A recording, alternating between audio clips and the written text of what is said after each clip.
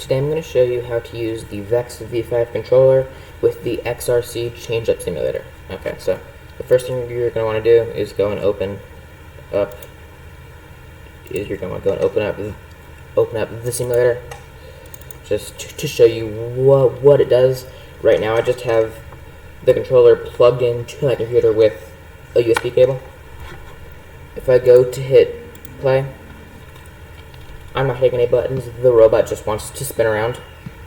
Okay, so I can do some movement and stuff, but just by default the robot wants to be moving and spinning around. Yeah.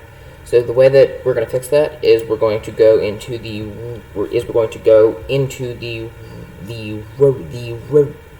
registry editor.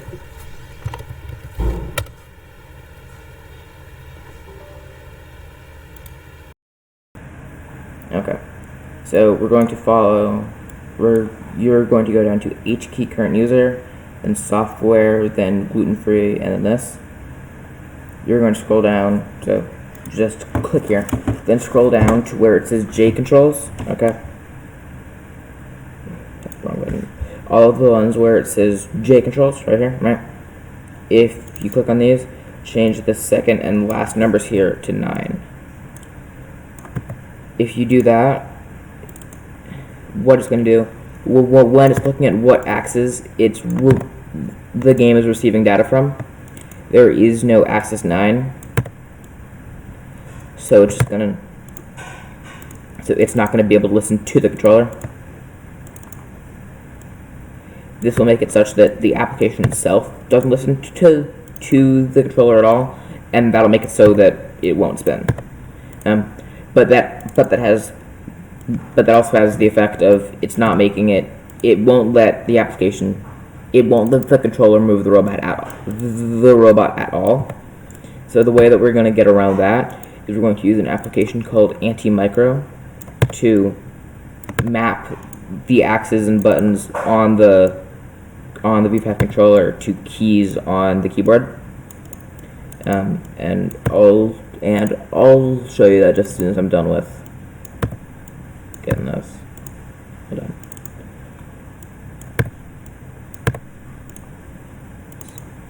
You just need to map these to buttons that just don't exist.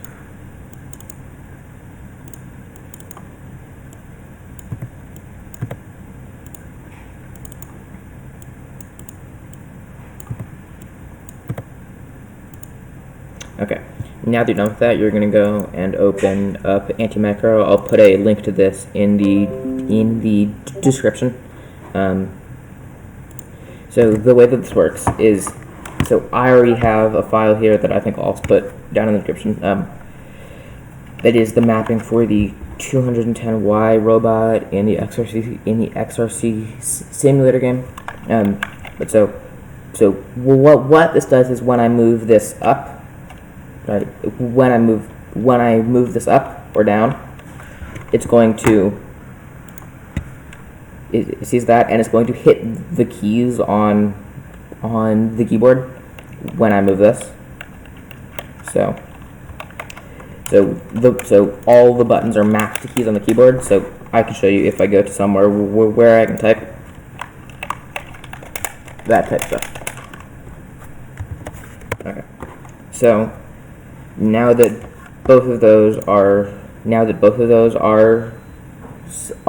set up, if I go back to the game, it should work fine. When I share this file, you guys can load it just by hitting load and choose the file. Okay. Just the file open. Yeah. So that's all loaded. You can close out of that. Now just go back to the application here.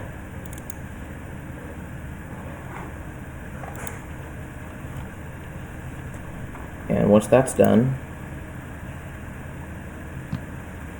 you can drive around the robot with the V5 controller, and it works perfectly fine.